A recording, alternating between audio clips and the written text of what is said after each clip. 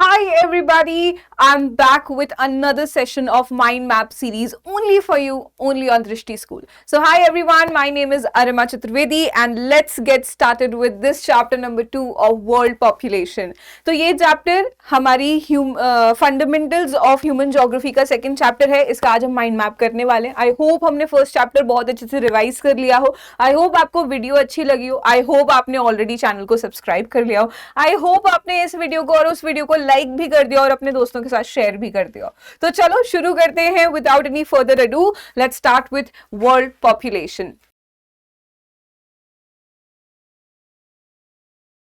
And here we go. From here we are going to start with the second chapter. बहुत जल्दी जल्दी होगा, rapid revision के form में. बता देना कोई टॉपिक मिस हो गया हो तो in the comment section below. Alright, okay, so let's start the population distribution. तो बात कुछ ऐसी है कि हमारी स्लाइड बताती है कि 90% of the world population lives in about 10% of land surface. तो अगर हम ध्यान दें तो हमारी पॉपुलेशन एक जगह पे रहती है और बाकी सारा जो लैंड है वो खाली है. अब उसके रीजंस बहुत सारे अलग अलग हो सकते हैं. तो एक छोटा सा नंबर हमें बताया कि 90% पॉपुलेशन 10% लैंड सरफेस के एरिया पे रहती है. और कुछ ऐसे डेंसली पॉपुलेटेड एरियाज हैं जैसे कि east Asia, south Asia and western Europe. ये बहुत ज्यादा पॉपुलेटेड एरियाज है. अगेन रीजन हम आगे चल के बढ़ेंगे. नेक्स्ट, स्पार्सली पॉपुलेटेड एरियाज वो ऐसे एरियाज होते हैं या तो वो हाई लैटिट्यूड रीजन्स होंगे जहां पे बहुत ज्यादा ठंड पड़ती है. पोलर रीजन्स और पोलर रीजन के सब पोलर रीजन्स, इन सारे रीजन्स पे बहुत ठंड पड़ती है तो ऑब्वियसली लोग थोड़ा कम रहना पसंद करते हैं.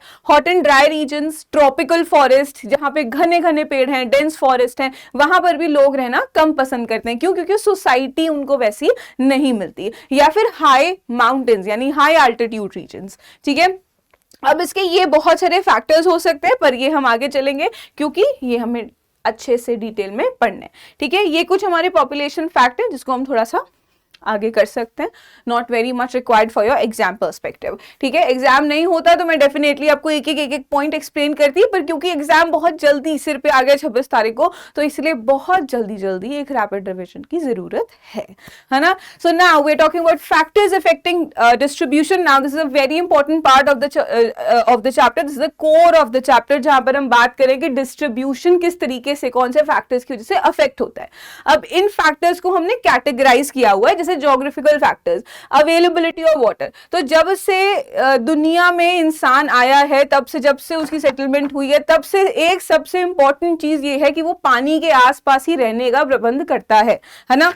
पता है सबको. तो पहला क्या है? Availability of water. पानी के आसपास ही आपको देखने को मिलेगा कि स्टेबल सेटलमेंट्स आप मिल जाती हैं, है ना. लोग वहां पे रहना शुरू कर देते हैं. दूसरा है हमारा लैंडफॉर्म. Planes are preferred. अब आपने देखा ही होगा कि प्लेन्स में कितने लोग रहते हैं.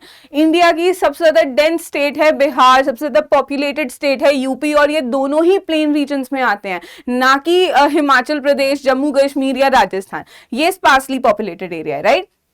Climate moderate is ideal. Again जब हम नदर्न प्लेन्स की बात करते हैं तो ये मॉडरेट क्लाइमेट में आता है, ना बहुत ज्यादा ठंड होती है ना बहुत ज्यादा गर्मी. हम उसकी बात नहीं कर रहे हैं. अभी हमें लगता है कि दिल्ली में और नॉर्थ इंडिया में बहुत ज्यादा ठंड पड़ती है, but this is not extreme. We haven't seen the extreme yet, right. इसीलिए क्लाइमेट मॉडरेट सबको पसंद होता है. बहुत ज्यादा हाई क्लाइमेट, बहुत ज्यादा हाई टेम्परेचर, बहुत ज्यादा लो टेम्परेचर, बहुत ज्यादा बारिश, बहुत कम बारिश, ये भी एक बहुत बड़ा प्रॉब्लम है जहां पर पॉपुलेशन नहीं रहना चाहती. Next is soil fertility for agriculture. Again वापस से वही वाले टॉपिक के बारे में बात करें. यूपी बिहार वाला रीजन बहुत ज्यादा पॉपुलेटेड है. The reason being plain areas हैं,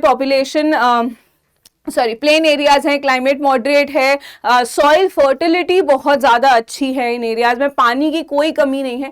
यही रीज़न है कि इस सारे सबसे ज़्यादा पॉपुलेटेड एरिया हमारा ये यूपी बिहार वेस्ट बंगाल वाला रीजन है. ठीक है, नेक्स्ट आता है हमारा इकोनॉमिकल फैक्टर. इकोनॉमिकल फैक्टर्स में हमारे पास है एक पॉइंट, इंडस्ट्रियलाइजेशन अट्रैक्ट पीपल. जहाँ पे जॉब्स का उनको ऑप्शन मिलेगा वहाँ पे लोग जाना पसंद करेंगे. Why do you think people are going to Bangalore, people are going to Delhi, people are going to Gurgaon, people are going to Noida. Why? What's the reason? The reason is industries, industrialization, and not the industries you're thinking about जिसमें से smoke निकल रहा है, सिर्फ वही industries नहीं होती.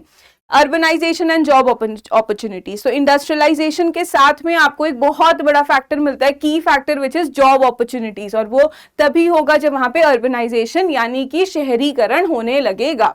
Mineral rich areas grow faster, जहां पे मिनरल्स होते हैं, जैसे छोटा नागपुर प्लेटो एकदम से बहुत एक्सप्लोसिवली ग्रो हो गया है ना। क्यों? क्योंकि वहां पे मिनरल्स बहुत है, मिनरल बहुत है तो इंडस्ट्री सेटअप होंगी, इंडस्ट्री सेटअप होंगी तो लोगों को जॉब्स मिलेंगी और लोग वहां पर जाकर रहना शुरू कर देंगे। Last is transport and accessibility, जहां पर आपको ट्रांसपोर्टेशन ईजी मिलेगा, एक्सेसिबिलिटी ईजी मिलेगी, लोग वहां पे रहना पसंद करेंगे। आज हम माउंटेन्स पे क्यों इतना ज्यादा चले जाते हैं, क्यों टूरिज्म वहां का एकदम से ब्लूम कर रहा है, क्यों ऐसा है कि बार बार आपको वो वीडियोस दिखाई देती है जहाँ पे गाड़ियां ही गाड़ियां होती हैं। क्यों? क्योंकि वहां पे अब एक्सेसिबिलिटी बढ़ गई है। इसके साथ चलते हैं हम नेक्स्ट टॉपिक पे, which is population density. Now what is population density? Population density कहती है कि भाई मेरे पास एक स्क्वायर है, जो स्क्वायर है 1/1 किलोमीटर का, मतलब एरिया कितना हो गया 1 square kilometre, right, 1 kilometre square, sorry. तो इस एरिया में कितने लोग रह रहे हैं, और अगर मैं पूरे इंडिया को ऐसे बहुत सारे स्क्वायर्स में डिवाइड कर दूं तो पर स्क्वायर ऑन एन एवरेज कितने लोग रहेंगे, यही बताता है पॉपुलेशन डेंसिटी। ठीक है, so population density is basically total population upon total area, average density आ जाएगी, इसी को हम पॉपुलेशन डेंसिटी कह देते हैं कि एक पर्टिकुलर यूनिट एरिया में कितने लोग रहते हैं। Okay, now some areas are high density areas, हम कंट्रीज की बात करें जैसे बांग्लादेश, इंडिया, जापान, नीदरलैंड्स, ये सारे। लो डेंसिटी एरियाज में Australia, Canada, Mongolia, Iceland. Okay, now density is influenced by terrain, climate, economic development and history of settlement, ये हम ऑलरेडी पढ़ चुके हैं। पॉपुलेशन डेंसिटी हमेशा इन रीजंस की वजह से अफेक्ट होगी। ये रीजंस क्या है? टेरेन, जो अभी हमने बात की थी, टोपोग्राफी कैसी होगी लैंड की, क्लाइमेट मॉडरेट पसंद होता है, इकोनॉमिक डेवलपमेंट अभी बात करिए, हिस्ट्री ऑफ सेटलमेंट, क्या वहां पे लोग रहते हुए आ रहे हैं या नहीं आ रहे, सोशल और कल्चरल रीजन है। ठीक है, next we have population growth and change. अब इसमें हमने कुछ बहुत सारे वर्ड्स पढ़े थे इस चैप्टर में। पॉपुलेशन ग्रोथ आपको पता है क्या होती है, जब हमारी पॉपुलेशन ग्रो करती है। अब जरूरी नहीं है कि पॉपुलेशन ग्रोथ में पॉपुलेशन ग्रो ही करे, वो डिक्रीज भी कर सकती है, पर हम उसको उस तरीके से काउंट करते हैं कि उसका नाम पॉपुलेशन ग्रोथ ही है, माइनस में चल रही है पॉपुलेशन, ऐसा मान लो। ठीक है, तो पॉपुलेशन ग्रोथ के लिए हमें पता है 3 मेजर फैक्टर्स बहुत इंपॉर्टेंट होते हैं। एक होता है हमारा बर्थ रेट, दूसरा होता है डेथ रेट, और थर्ड होता है माइग्रेशन। माइग्रेशन के बारे में जब हम बात करते हैं तो 2 टाइप के माइग्रेशन होते हैं, एक होता है इंटरनल माइग्रेशन, एक होता है एक्सटर्नल माइग्रेशन। एक्सटर्नल माइग्रेशन मतलब हो गया इंटरनेशनल माइग्रेशन, जहां पर जनता एक देश से दूसरे देश में जा रही है। अब ये इंटरनेशनल माइग्रेशंस जो हैं, ये इंटरनेशनल माइग्रेशंस वापस से 2 टाइप के होते हैं। एक है एमिग्रेशन, जिसमें हम एग्जिट कर रहे हैं, E for emigration, E for exit, तो हम एग्जिट कर रहे हैं देश को, मतलब देश से बाहर जा रहे हैं, तो पॉपुलेशन कम हो गई। वहीं पर दूसरा होता है इमिग्रेशन। इमिग्रेशन मतलब I for immigration, I for inside, तो जैसे ही कोई देश के अंदर आएगा वो हो गया इमिग्रेंट। ठीक है, यहां पर पॉपुलेशन उस देश के लिए बढ़ जाएगी। अब हम बात करते हैं इन सब चीजों के लिए, अगर मेरे को पॉपुलेशन ग्रोथ देखनी है, पॉपुलेशन चेंज देखनी है, तो मैं क्या करूंगी, मैं birth rate minus death rate plus हम उन लोगों को जो देश में आए हैं यानी कि इमिग्रेंट, और उन लोगों को जो देश से बाहर गए उनको माइनस कर देंगे यानी कि एमिग्रेंट, तो ये हमारा बन जाता है पॉपुलेशन चेंज का फॉर्मूला। क्या हो गया फॉर्मूला? फॉर्मूला हो गया population change is equal to birth rate minus death rate plus immigrant minus emigrant. ठीक है, now we have some things to talk about like birth rate which is natality.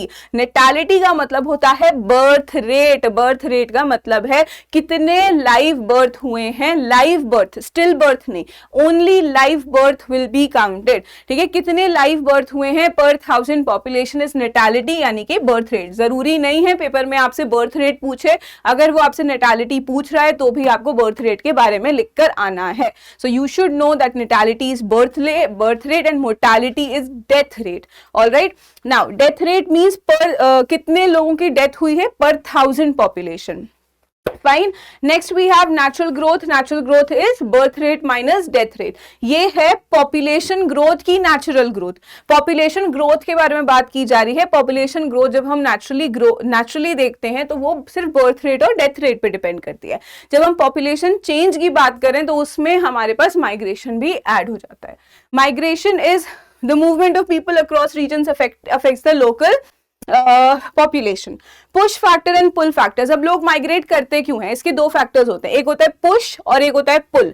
Push मतलब push तो मतलब मैं आपको exit करने के लिए कह रही हूँ, और पुल मतलब कि मैं आपको अंदर की तरफ ले रही हूँ, अपनी सिटी या अपने देश की तरफ बुला रही हूँ। तो क्या रीजंस हो सकते हैं? रीजंस हो सकते हैं कि अगर बेटर ऑप्शंस मिल रहा है, बेटर अपॉर्चुनिटी मिल रही है, job opportunity, education, income, health care, ये सारे ऑप्शंस हमारे पुल फैक्टर्स होते हैं। वहीं पे पुश फैक्टर्स इसके ऑपोजिट होंगे, जैसे unemployment, natural disasters, political instability, ये सारे रीजंस हमारे पुश फैक्टर्स होते हैं। ठीक है, इसके साथ आगे चलते हैं हम। Next is demographic transition theory. अब DTT is demographic transition theory. ये हमें एक्सप्लेन करता है कि किस तरीके से ओवरऑल ट्रांजिशन देखने को मिला है डेमोग्राफिकली, मतलब पॉपुलेशन का ट्रांजिशन। अब पॉपुलेशन ग्रोथ में कैसे ट्रांजिशन होता है, इसकी 3 मेजर स्टेजेस बताई गई हैं।